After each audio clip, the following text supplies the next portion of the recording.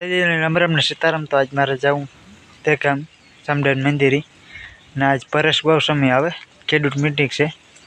तो हालो तो तमने नजर बताड़ा मंदिरी पुगी ने वाकणे परेश भाई गोस्वामी आई है अर्धे कलाक में।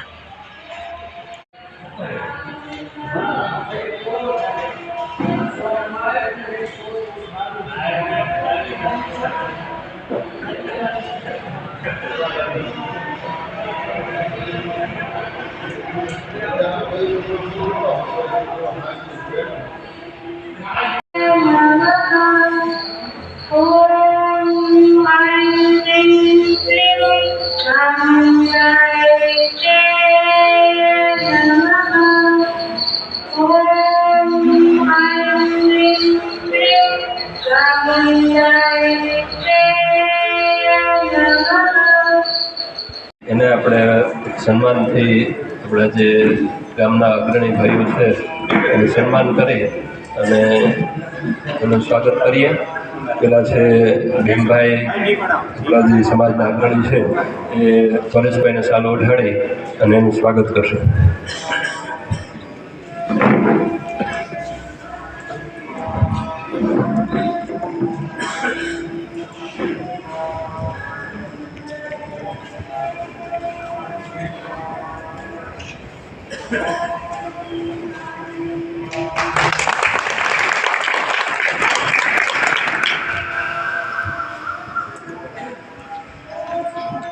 ત્યાર પછી બીજું ભાઈને કહું છું કે જે પરેશભાઈનું સાલ ઉઠાડીને સન્માન કરે.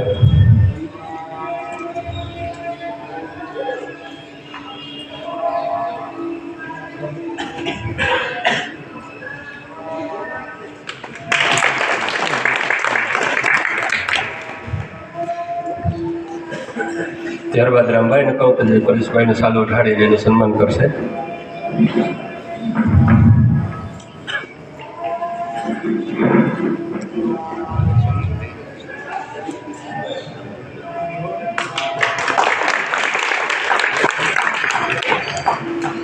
ત્યારબાદ હમીરભાઈને આમંત્રણ આપું છું કે જે પરેશભાઈને સાલ ઉઠાડીને એનું સન્માન કરે.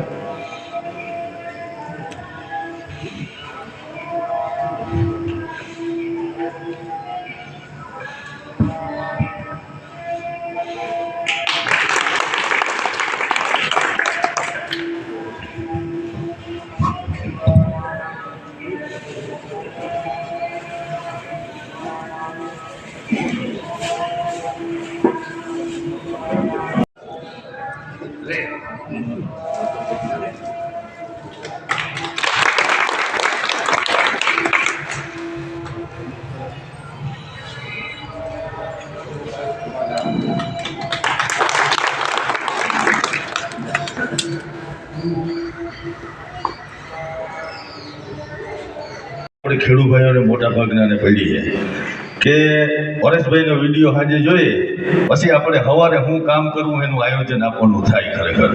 અને ઘણા બધા પ્રશ્નો, ઘણી બધી મૂંઝવણો આપણને હોય કે ભાઈ હવે પછીનું હવામાન કેવું રહે, વાતાવરણ કેવું રહે.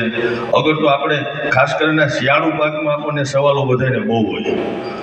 ઠાર ઝાકર આ બધાથી તકલીફથી આપણો જે પાક છે એને કઈ રીતના બચાવવો, કઈ રીતના આપણે એમાં આગતરું આયોજન કરવા. તો આપણે પરેશભાઈના વિડીયા જોઈને સવારેથી પછી આયોજન આપણું થતું હોય કે આપણે કઈ રીતના કામ કરવું હોય. પણ આ બધા પ્રશ્નો આપણને હોય તો આપણે કોમેન્ટ કરતા હોય, પણ એટલા બધા કોમેન્ટ હોય પરેશભાઈના વિડીયામાં કે દરેકના જવાબ કદાચ પરેશભાઈ ના આપી શકતા હોય.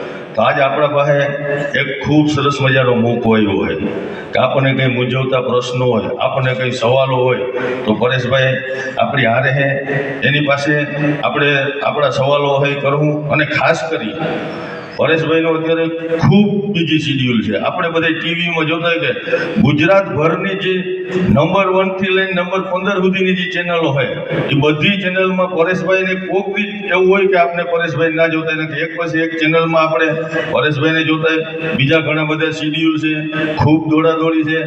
આ બધા શિડ્યુલની વચ્ચે પણ પરેશભાઈ અમારા બધાને આમંત્રણને માન આપી આ પધાર્યા હો. સમસ્ત ખેડૂત વતી હું આપનો ખૂબ ખૂબ આભાર માનું છું. અને આપણે પરેશભાઈને ફરી એક વખત તાળીઓના ગડગડાટથી વધાવી લેવું. ને આપણે બધા કાયમી બોલીએ, કાયમી સાંભળીએ. આજે મોકો છે પરેશભાઈને સાંભળવાનો, તો આપણે જરાય પણ આપણામાં સમય નથી બગાડવો. પરેશભાઈ પાસેથી આપણને મૂંઝવતા સવાલો અને ખેડૂતને મૂંઝવતા જે પ્રશ્નો હોય એના સવાલ જવાબ કરશું ને એમની પાસેથી સરસ મજાની માહિતી મેળવશું.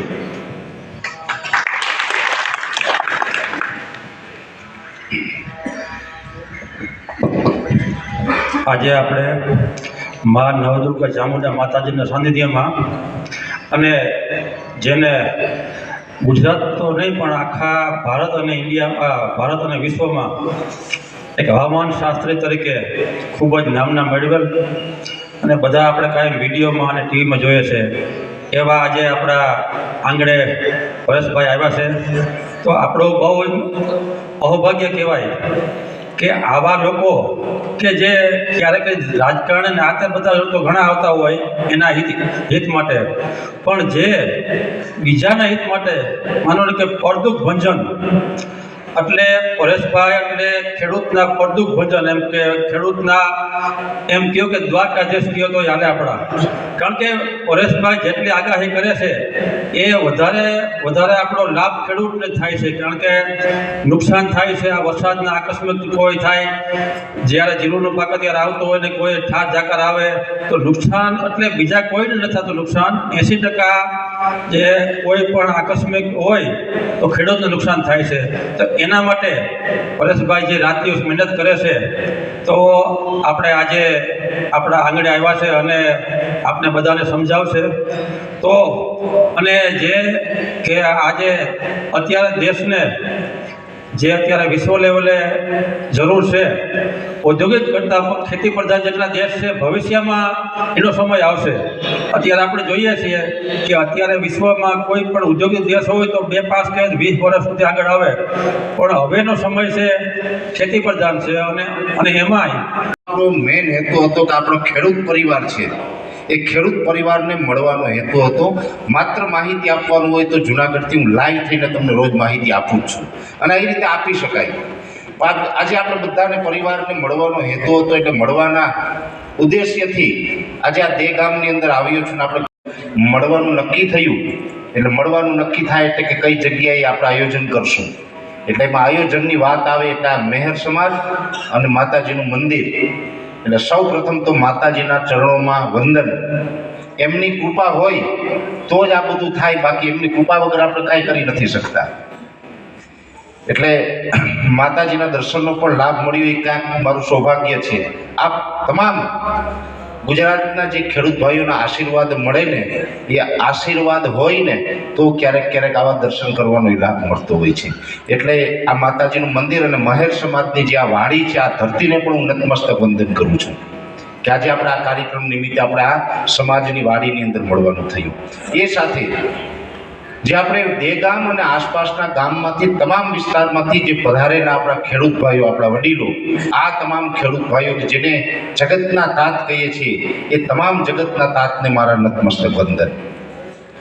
એ સાથે જ આજના કાર્યક્રમની અંદર ભીમભાઈ કે જે મહેર સમાજના પ્રમુખ અને મને હમણાં વાત કરી પ્રમાણે અમારા જૂનાગઢમાં ફરજ બજાવી ગયા છે ફોરેસ્ટરની નોકરીની અંદર. એ સાથે આમ તો આ વિસ્તારની અંદર જૂનાગઢ બેઠા પણ યાદ કરું ને તો મને અમીરભાઈ યાદ આવે.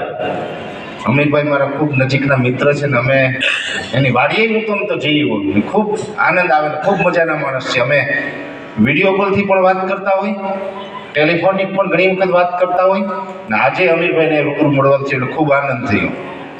એ સાથે આજે આ આયોજન થયું એટલે દેગામની અંદર નવઘણભાઈ એનો આગ્રહ હતો કે આવું અમારા ગામની અંદર આવીને અમારા ખેડૂત ભાઈઓને ખેડૂતોનો ઉપયોગી થાય એવી માહિતીનું આપણે આયોજન કરીએ. એટલે નવઘણભાઈ આ આયોજન કર્યું, એ બદલ આપણે બધા એ મળવાનું થયું. એટલે આમ તો આજના આયોજનની અંદર નવઘણભાઈનો સિંહ ફાળો કહી શકાય. એટલે નવઘણભાઈને પહેલાં તો તાળીઓથી વધાવતો હતા. અને એ સાથે જ આમ તો તમામ જે કંઈ બેઠા છે યુવાનો, જે આપણે સાઉન્ડ ને તમારી મારી વચ્ચે જે વાર્તાલાપ થાય એની એક સેવા બજાવી રહ્યા છે. એ સાથે સતત અમારી સાથે હોય. અમે ગુજરાતભરની અંદર ખેડૂત મિટિંગ કરીએ છીએ. તમે જોતા હશે કે અમે યુટ્યુબના માધ્યમથી જે માહિતી આપતા હોય કે આજે અહીંયા મિટિંગ છે, બનાસકાંઠા છે, સાબરકાંઠા છે, પોરબંદર છે, અમરેલી છે, દુનિયાના કોઈ પણ ખેડૂત મિટિંગ હોય કોઈ પણ ખૂણામાં સતત મારી સાથે હોય. અમારે જિગ્નેશભાઈ દેવાણી છે, અમિતભાઈ હેરમા કે જે આજના આ કાર્યક્રમની અંદર સત્તા પરથી આવ્યા હતા, એ પણ અમારી ટીમમાં અગત્યનો રોલ નિભાવે છે. આ સતત આ બધાને વચ્ચે જે મારે વાત કરવાની છે એની અંદર શરૂઆતમાં મારે તમને એક પાત્ર એવું બતાવવું છે. આમ તો પોરબંદર છે ને જૂનો નાતો, અને કહી શકાય કે પોરબંદરની અંદર હું વર્ષોથી આમ તો આવું છું આ વિસ્તારની અંદર, પણ વર્ષોથી આવું છું ને એટલે મને એમ લાગે કે મારું ઘર છે. અને એવું એક વ્યક્તિત્વ આપણી વચ્ચે ઉપસ્થિત છે, એ છે રામભાઈ ઓળેદરા.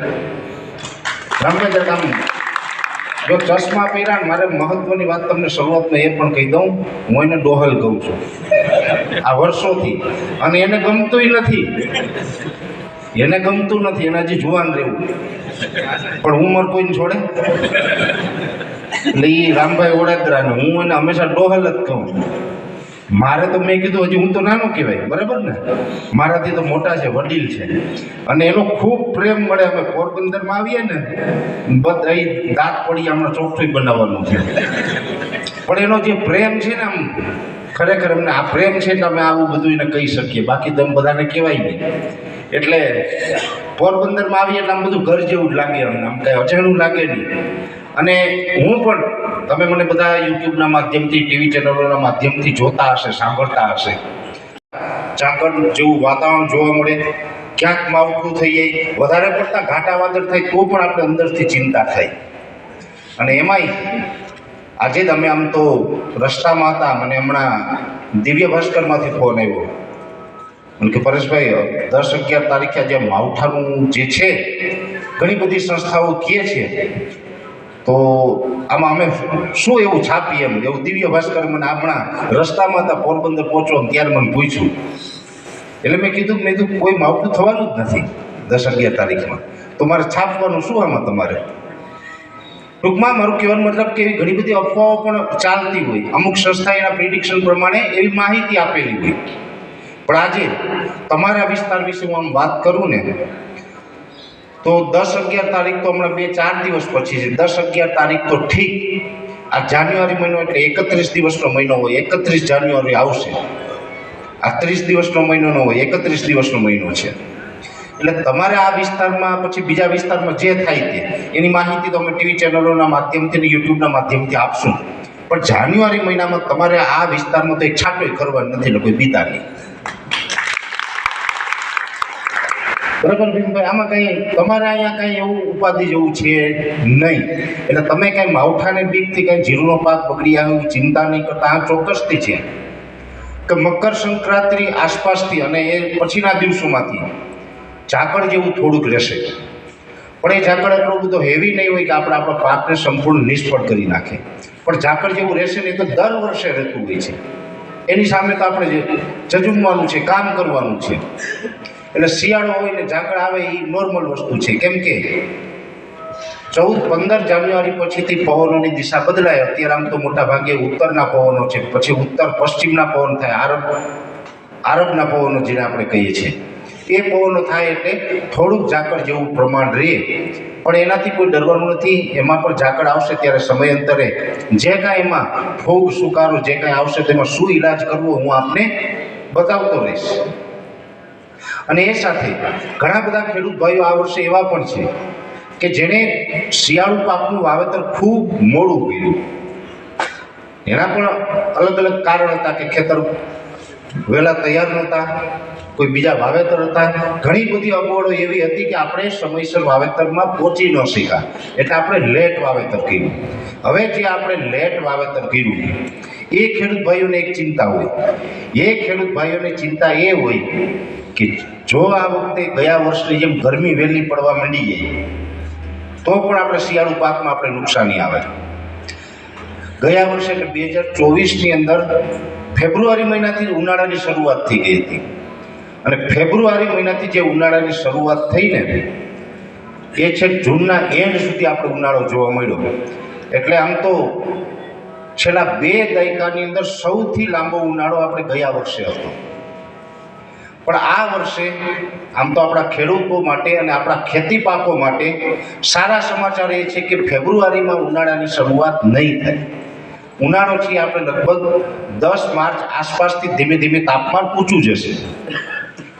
એટલે આપણે જેને પાછતરા વાવેતર છે, જેને મોડું વાવેતર કર્યું છે, એ ખેડૂતોએ પણ આપણે બહુ ચિંતા કરવાની જરૂર નથી. કે હવામાન છે આ વર્ષે જ્યાં આપણે આ શિયાળો ચાલી રહ્યો છે એ ચાલુ શિયાળાની અંદર આપણે ખેતી પાકમાં અનુકૂળ રહીએ એ ટાઈપનું હવામાન જ રહેવાનું છે. ને એમાં પણ ખાસ કરીને તમારા પોરબંદર આ વિસ્તારની અંદર ખૂબ સારું હવામાન જ રહેવાનું છે. એટલે એનાથી કોઈ ચિંતા કરવાની જરૂર નથી.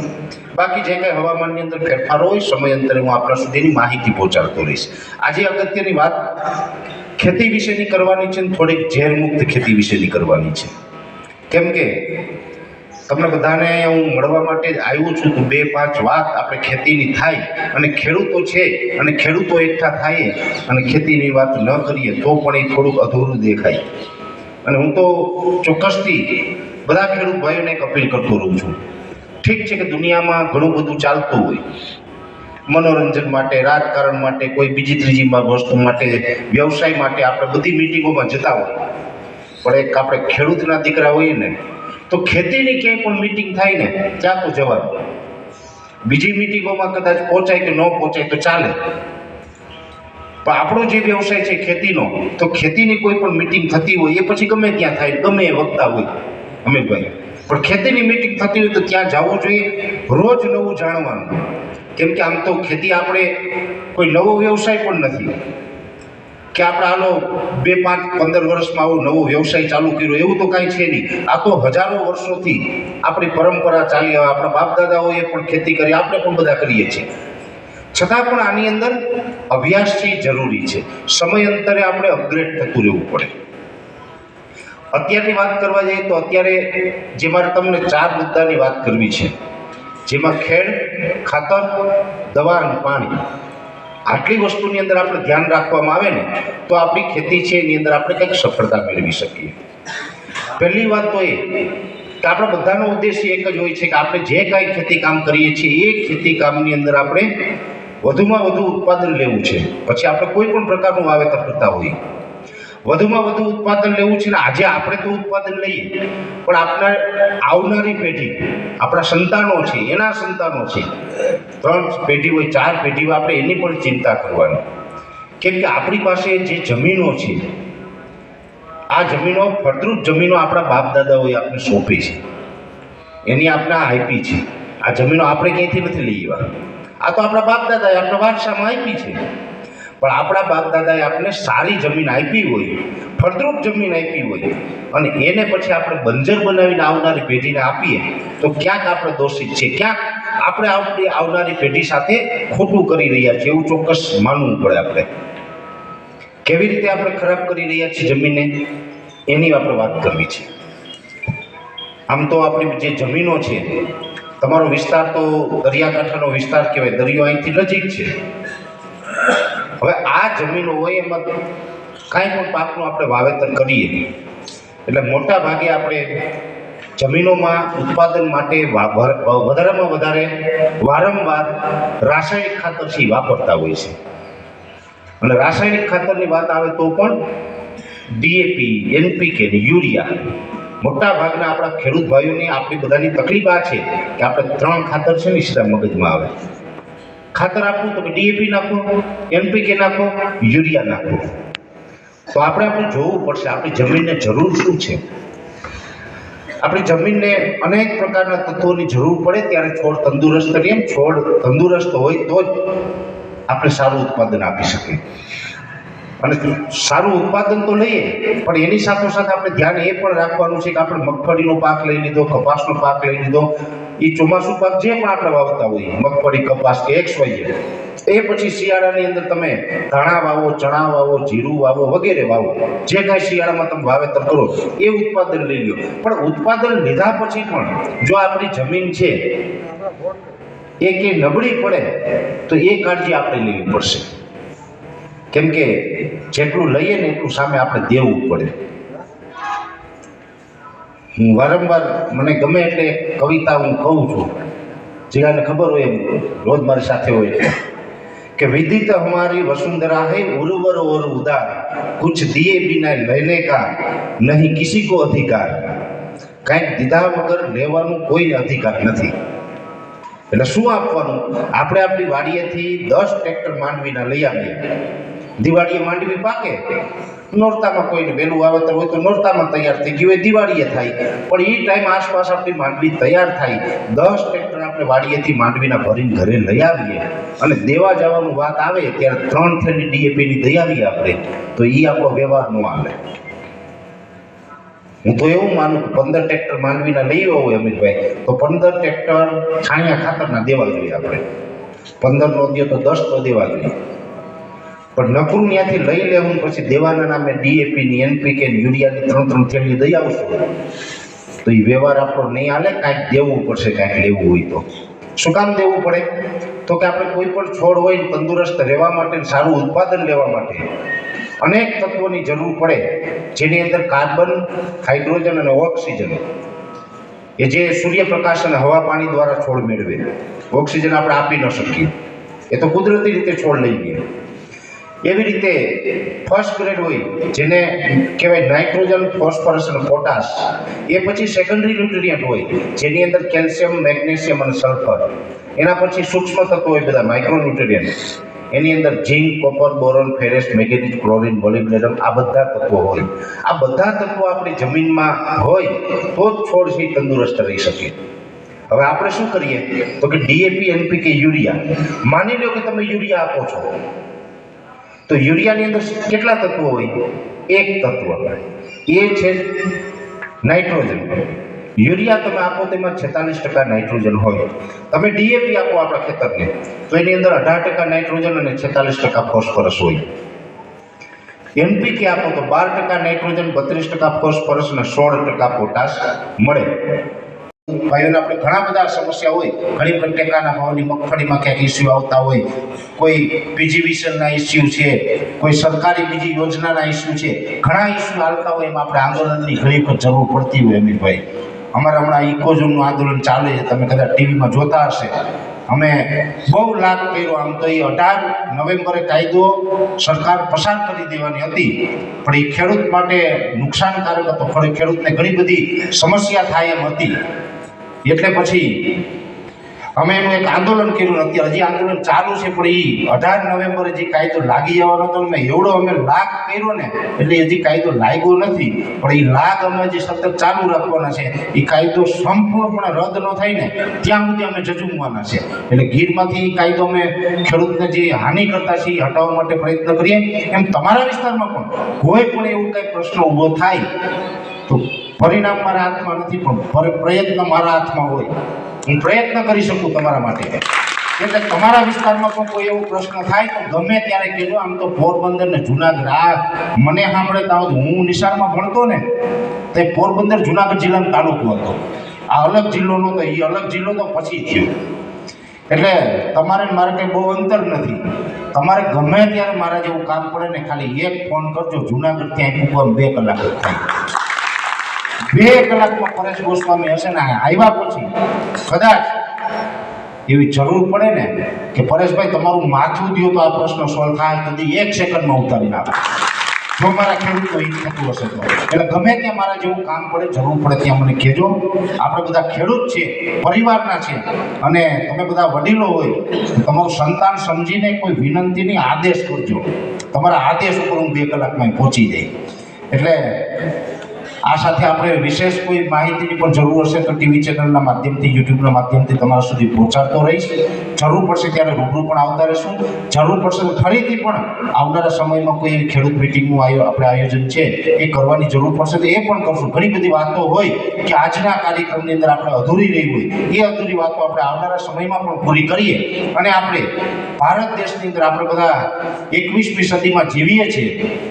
અને 21મી સદીમાં આપણે બધા હોશિયાર છે, શિક્ષિત છે, તો આપણું શિક્ષણ અને આ 21મી સદીની જે ટેકનોલોજી આ તમામનો સમન્વય કરી અને આપણા ભારત દેશની અંદર એક નવી કૃષિ ક્રાંતિ ઊભી કરીએ અને આપણે ખરેખર ખેતી કરી અને ખેતી તો બચાવીએ, જમીનો તો બચાવીએ, એની સાથોસાથ ઓછા ખર્ચની અંદર સારું એવું ઉત્પાદન લઈને આપણે દરેક ખેડૂતો છે ને એ સદ્ધર બનીએ. જો આપણી પાસે સદ્ધરતા હશે ને તો આપણે દુનિયામાં કોઈની જરૂર નથી.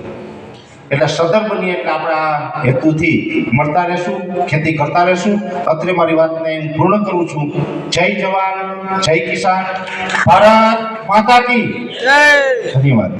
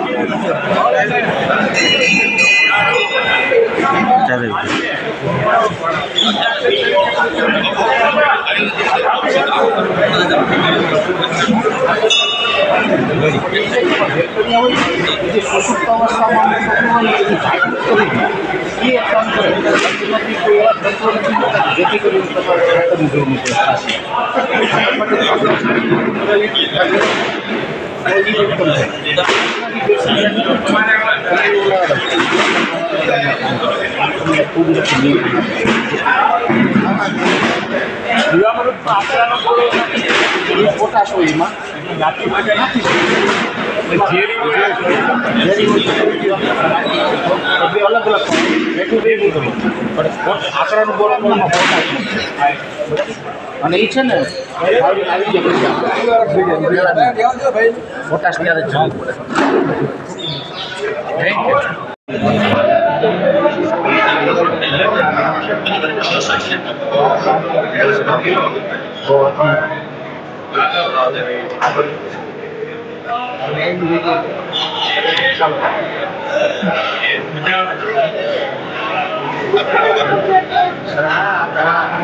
મને આવું નવું